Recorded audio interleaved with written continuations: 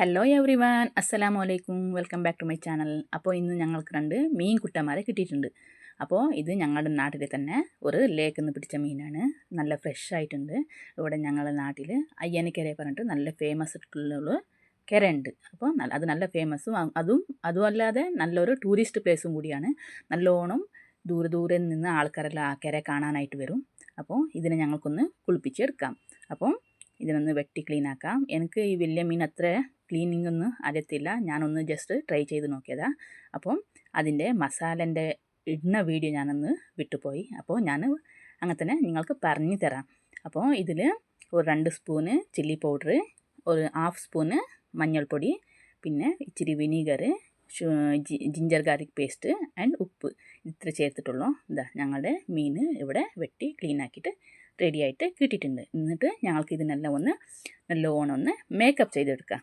I mean masala പുരട്ടിയിട്ട് ഒന്ന് നല്ലോണം അത് മസാല പിടിച്ച് വരണം.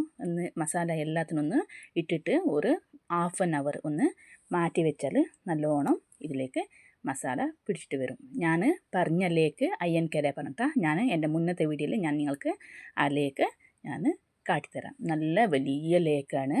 പക്ഷേ അതിൽ ഇപ്പോൾ നല്ല വെള്ളമുള്ള സമയമാണ്. അത് ഫുള്ളും വെള്ളം വറ്റി വരുന്ന ഒരു സമയം ഉണ്ടാവും.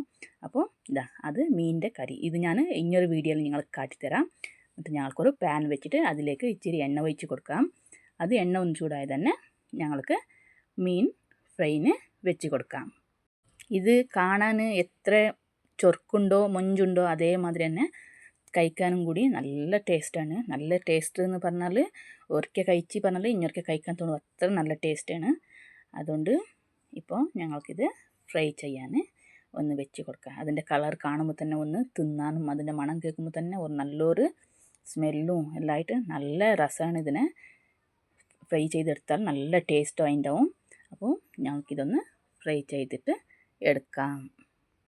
എൻ്റെ വീട്ടിൽ കറി അത്ര ആവശ്യമൊന്നുമല്ല. കറി ഉണ്ടെങ്കിൽ ഉണ്ട്, ഇല്ലെങ്കിൽ ഇല്ല അങ്ങനെ. പക്ഷേ മീൻ ഫ്രൈ അത് മസ്റ്റാണ്. അപ്പോൾ ഒന്ന് ട്രൈ ചെയ്ത് നോക്കി ഇങ്ങനെ മസാല എല്ലാം ഇട്ടിട്ട്. അപ്പോൾ ഇന്നത്തെ ലഞ്ച് ചോറും മീൻ പൊരിച്ചതും ആൻഡ് മീൻ കറി. മീൻ ഇത് തലയാണ് മീനിൻ്റെ.